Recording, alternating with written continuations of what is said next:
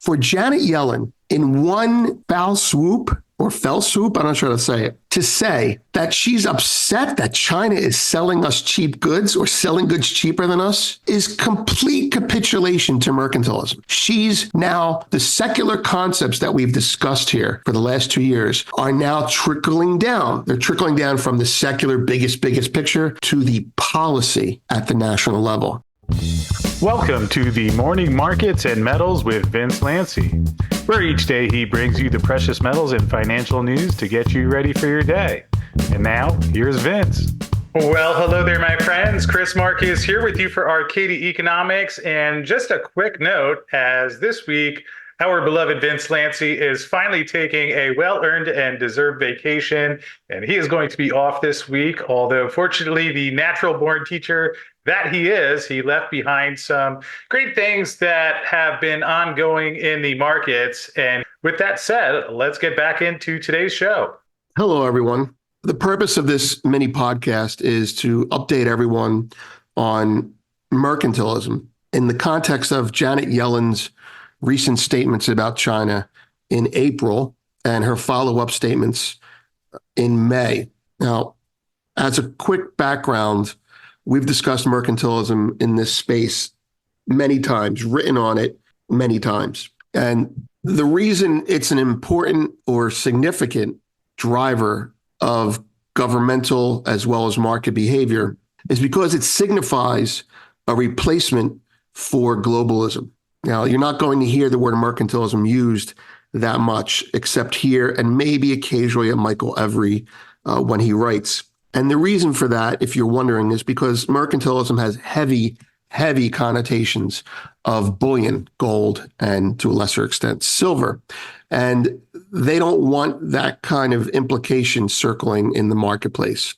So instead, you'll hear words like protectionism, tariffs, trade protection, all the things that are tools of a mercantilist environment. And those things stand out on their own anyway.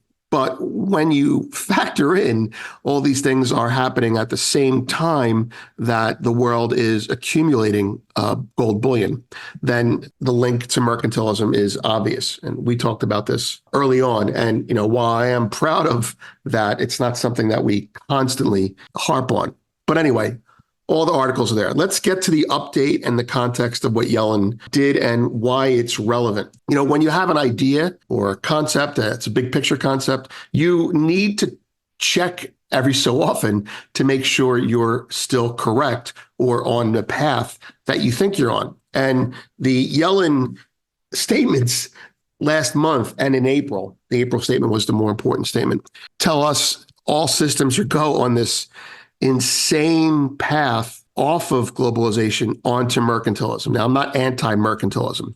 I'm just saying that when you pivot from one economic model, globalism, to another one, there's a time frame when you contradict yourself openly. And Yellen had been doing it in little ways. Governments have been doing it in little ways all over the world. But Yellen just came out and contradicted herself, contradicted 40 years, as Luke Groman put it, of economic orthodoxy in the U.S. in one statement. So let's get to that. In April, around April 5th, Janet Yellen came out in her trip to China and, quoting CNN, tackled China over a flood of cheap goods. And during that, here's a quote from a story from CNN. Janet Yellen has kicked off her second visit to China as U.S. Treasury Secretary with a warning of the risk to jobs and businesses posed by overproduction of certain goods in the world's second largest economy.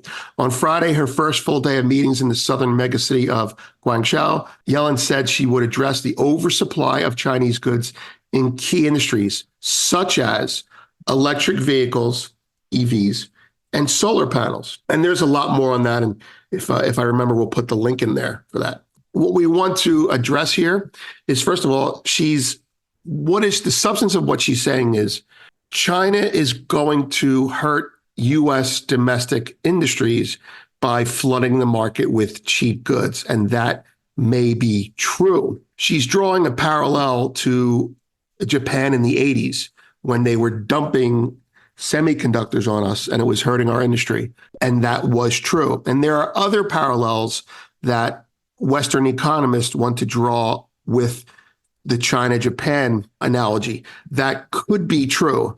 But staying on what Yellen did and how contradictory it was to 40 years, again, paraphrasing Luke, it's a great phrase, 40 years or more, 50 years probably, of economic orthodoxy. The cheap goods statement, as an American with no economic background, you know that we have benefited from their cheap goods for decades. That has been part of the peace dividend. Globalization, supply chains, price negotiation, because we were the biggest buyer of finished goods, all those things contributed to China selling goods to us cheaply and benefited us greatly. So the first thing you would ask yourself as a non-economist is, since when do we not like Chinese goods that are cheap? And the answer is, since mercantilism stepped in. Now, to tie this to mercantilism and trade protectionism, if you go back a little bit, the United States, and we've gone through this before as well, but just a quick background on it. The United States needs to change its economic engine from service economy, which benefits from globalization, towards a manufacturing economy again. And a manufacturing economy necessitates reshoring and onshoring and friendshoring supply chains. It necessitates self-sufficiency. It necessitates being a low-cost producer of something, and it will eventually necessitate a weaker dollar. Now, the reason that has to happen, which is actually a more normal environment when you think about it, like throughout history, is because over the last 50 years, we have been the consumer of the cheap goods that China has been selling. Now, with the advent's probably the wrong word, with the event of COVID and the fracturing of supply chains and the fragility of international relationships, everyone, not just the United States, realized that the East, or the BRICS, physicality is one of the underpinnings, to paraphrase an Exeter pyramid concept, holding up the West global finances. And that is most apparent physically when you look at something like, we buy their goods, they buy our bonds. So we carry and have been carrying a large current trade deficit with China for years. We buy more from them than they buy from us. And in return, they take their profits and money and they buy our treasuries. So a cynical person would say they lend us money to buy their stuff. And there's truth to that. But the reality of it is this: we buy their stuff because we have a great relationship with them, and they buy our bonds because they have faith in our ability to repay those bonds. And so they'll keep selling to us on credit because we keep proving that we can pay them back and that we're, hopefully, in the past, reasonable stewards with our monetary policy and fiscal policy, not printing too much. Okay, that's how it was. Now, for Yellen to come out and say, we don't want your cheap goods anymore, and to pivot to a point where she's worried about domestic industry, is consistent with the changes that are undergoing this economic engine change. Think about what Biden has done, successfully or not. Build Back Better was basically a ridiculous label for we're going to return to manufacturing. And there are merits to returning to manufacturing. We have to. And I'll get into why we have to in this conversation as well in a minute. But in order to do that, we need to be the low-cost producer. In order to be the low-cost producer, we need to be able to sell things cheaper than everyone else and still make a profit. And we can't do that if China keeps doing it. And also, we're not buying stuff anymore. You see, collectively as a nation, we're not buying things anymore as a behavioral result of COVID. We're not buying as many. We all loaded up on things, right? Refrigerators, what have you. But we're not buying continuously. So money is getting tight for a large portion of the country. And in getting tight, we're borrowing less. Now, I know individually, some people are borrowing more, some people are borrowing less. But think about the affluent people. They're borrowing less. right? The country's a mess, don't get me wrong, but they're borrowing less. And as a nation, we need China to lend us less because we're buying less. Now, I know the link between public and private isn't obvious, but there is a very strong link. Okay, so simultaneously, China's not willing to lend us anymore. So they don't want to lend us more money. We don't want to buy more stuff. That's the path that we're on. Now, why does this tie in with mercantilism? A lot of people will talk about these concepts, but not understand or not elaborate on what it really means. In a global environment, or an environment where you can do things on credit, you can do it with a parent and a child, for example. You're allowed to borrow money to buy things on the promise of paying back later. That's pretty obvious. That's debt being used to finance purchases. We all do it from time to time. However, before credit cards, if you're old enough, before credit cards, there were no credit cards. There were, I forget what they actually called them, but they were cash cards. Diners Club was the first. American Express was a version of it. And those cards were what I would call current account cards. So you would buy something with the card, and after 30 days, or if you're old enough, you remember that Diners Club actually had 60 days for years, you would then pay it off in full in 30 days. So you were getting a 30-day no-interest loan to buy something, and then you would have to settle up every month. So that wasn't considered credit. It was considered having an account, right? And you had to bring your account current every 30 days. That's current accounting. That's how nations did trade before globalization, before financialization went international, before the SWIFT network was built, before the world really, really trusted the US dollar. If you wanted to buy something, you had 30 days to square up, like any business does that has an account with a supplier. And you squared up before the dollar with gold. Okay, so I'm a nation and I buy meat from Argentina. Argentina ships the meat, they send us a bill, and we have to square up in 30 days. Now, when the 29th day comes along, to simplify, we look at the things that we sold them. Did they buy anything from us this month? No, they didn't. Okay, so the only transaction we have with them this month is the meat, the beef that we bought from them. So we need to pay them. Now, how would you pay them? Well, you would pay them with gold. Okay, this is before the dollar. And that's mercantilism. At the end of every month, you squared up the books. Now, there was no 60-day, 90-day, 6-month, 5-year, 30-year bond that they would buy in lieu of that. Now, maybe they would, but it wasn't a formal arrangement. The result is you have a marketplace that has more friction. Okay, now there's pros and cons to this, and I'm going to not focus on too much on the negatives, but they exist. See, globalization allowed trade to go faster. You didn't have to worry about those. You didn't have to pay that bill every 30 days. You just sold them some bonds, right? You didn't have to square up your accounting. You could fire all your accountants, metaphorically speaking, and then you can not worry about the gold, which also, by the way, they squared up with dollars as well. And eventually, as trust grew globally, you had the ability to say, I'll pay you back in 30 years by buying your bond. And that's what globalization did. It removed friction from trade, and it was anti-deflationary, right? Because friction in trade slows trade down. Slowing trade down makes things take longer. It went from taking 30 days to get Chilean grapes, I'm simplifying, to getting them every week. And there's a continuity. There's a liquidity and continuity of goods that comes with globalization. Now, globalization, contrary to what most of us think, isn't necessarily a bad thing. Nothing is good or bad. It's how it's abused or used. And globalization is abused. What globalization started out is as the world saying, we trust the US. We trust the G7. Or the BRICS, some of the BRICS were like, well, we really have no choice. We lost the war. We have to trust them. They're rebuilding us. Japan being a classic example of that, and Germany being another example of that.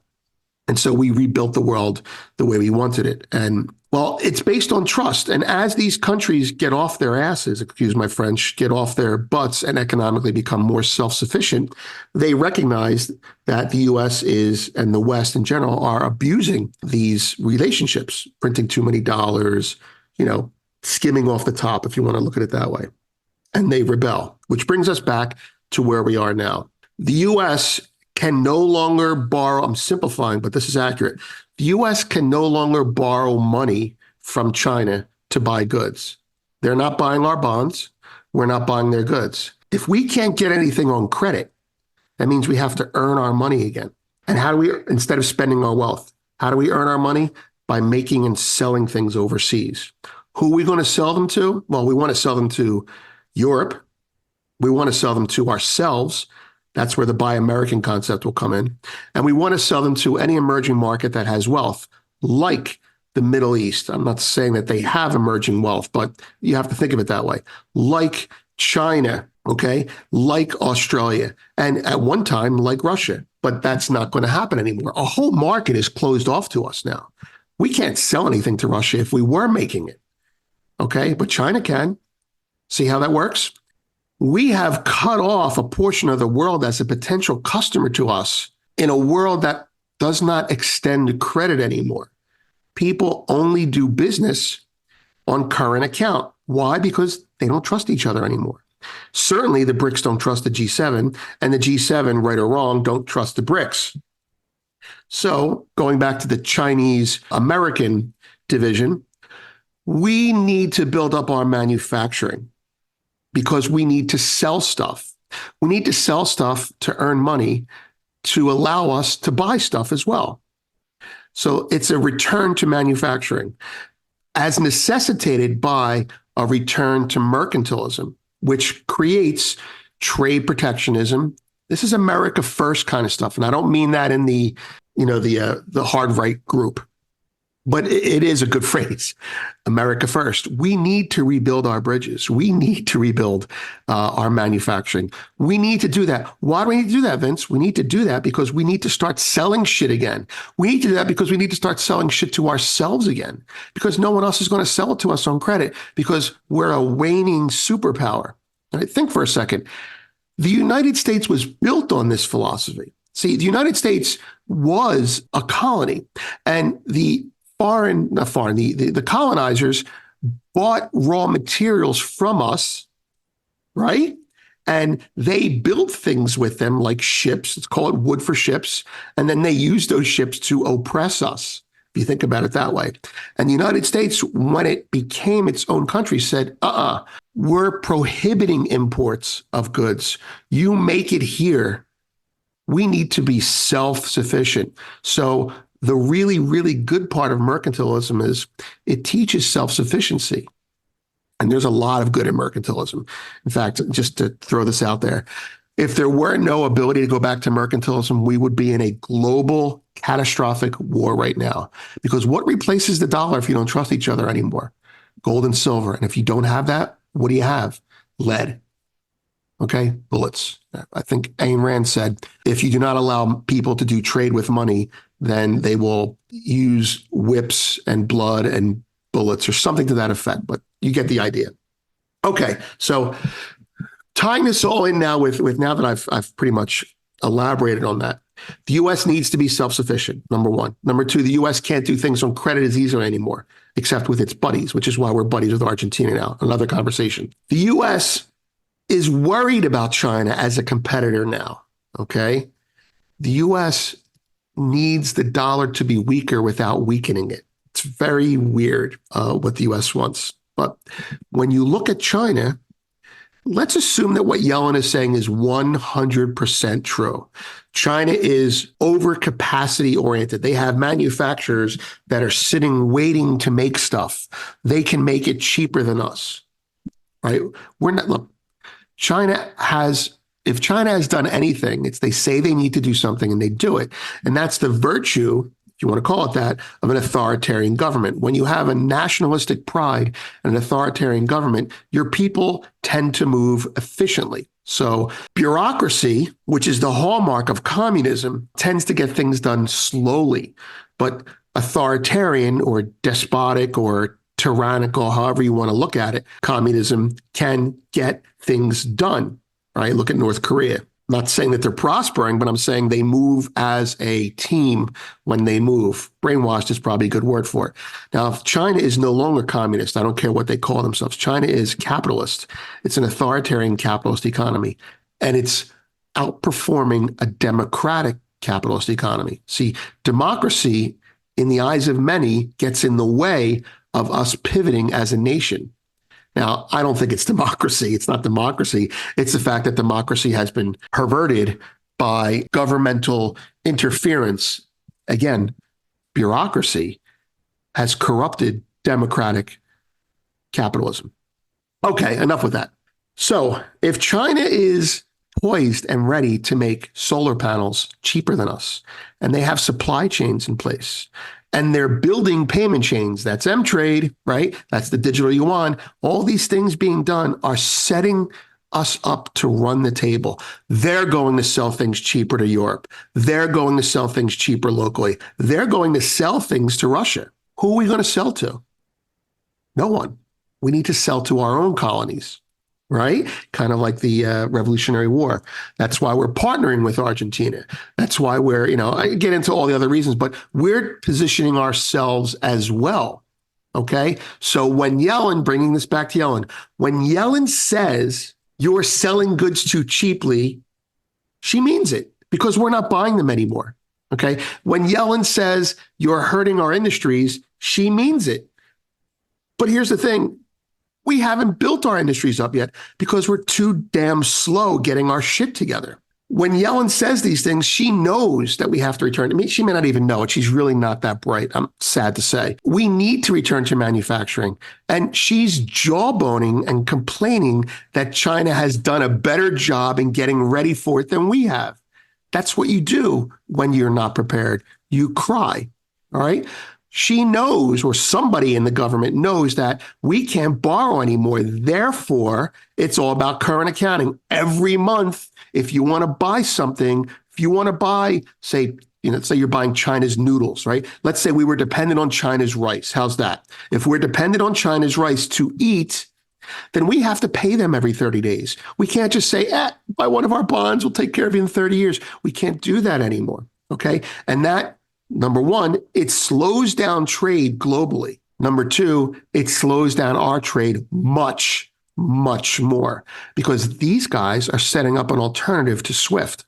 And they're going to all be in it. And that's the M-Trade, that's the BRICS platform. And that's where China and Russia, China and the Middle East, China, and you know what? Japan's going to join it. Japan's going to join it. Europe's going to join it. Africa, whatever's there, is going to join it. Okay. Australia, they're going to join it because mercantilism, as opposed to globalism, demands that you get along geographically, not ideologically. You do trade with people that you're closest to because there's less travel time, because you trust them, because they can get the gold to you back in the old days. Now, they're not going to ship the gold as much these days, but it is about being able to verify that the gold is there. Anyway, so to bring it back to Yellen, again, for Janet Yellen, in one foul swoop or fell swoop, I'm not sure how to say it, to say that she's upset that China is selling us cheap goods or selling goods cheaper than us is complete capitulation to mercantilism. She's now, the secular concepts that we've discussed here for the last 2 years are now trickling down. They're trickling down from the secular biggest picture to the policy at the national level. And that's where we are now. We haven't even gotten to the price effect. Now, if we were to, just to give you a quick comment on, if we were to get our manufacturing done, and if everything were to be overnight fixed in the US, nobody would beat us. We have the natural resources. No one has the natural resources we have. Okay. We have the rule of law. We have the Constitution. We have an entrepreneurial spirit, but there's so much that's getting in the way that we can't do that. Believe me, we would do fine. We would do better. And we may end up doing fine and better. But to the extent that the people in power do not get off their ass and rely on someone else to magically get off their ass, the invisible hand, Well, the invisible hand depends on people doing something. And the longer bureaucrats and governmental policymakers rely on the rule of law and other people to trust us, the further we're going to fall behind. And that ends like in the 70s, believe it or not. We have to start buying. Let's say we all have to buy cars again, and the US doesn't have its manufacturing built. Well, we're going to be buying our cars from China, right? And China is going to make the cars cheaper. They are, but we're going to put a tariff on them. So to import a car into the US is going to cost more than it should. Why? Because we're trying to encourage people to buy American, but we're not spending any money on American facilities. And if we do spend the money on American facilities, they'll get better. But if we don't, you end up having Ford Pintos, okay? You tariff foreign cars coming into the country, let's call them Chinese, right? And the US companies are making shit, but they're making it cheaper. And then you have a car that's made with cheap metal that rusts, or a car that gets rear-ended with a gas tank. And that's how you destroy your economy. And that's how you also make the people pay the price. Anyway, so that's it for mercantilism and Yellen's statement about China. Okay, it is the smell of panic, the beginning of trade war escalation, and it justifies more tariffs and it makes Biden look good. But it is a complete turnabout of our economic philosophy for the last 40 years. And it's extremely telling of what's coming down the pipe in the trade war with China. Mercantilism and Yellen's statement about China. Thank you for listening. Well, thanks for tuning into today's Markets and Metals with Vince Lanci. The show is brought to you each day by Miles Franklin Precious Metals, who we encourage you to consider for your next gold or silver purchase or sale. Miles Franklin has pricing that's among the best in the industry on most products, and Arcadia is proud to be a licensed Miles Franklin representative and happy to help whenever you have questions or want to place an order. Where this week's silver special is Ital Preziosi silver kilo bars for only $1.79 over spot. And certainly with premiums still on the low side while the price is pulled back, if you're looking to add to your silver stack, the Ital Preziosi kilo bars are a great way to do so. And you can find out more by calling us at 833-326-4653 or emailing Arcadia at milesfranklin.com. And as always, thanks for watching. Please note that this video is not intended as legal licensed financial trading advice and is to be used for informational purposes only. Please contact your financial advisor before making any decisions, and thanks for watching.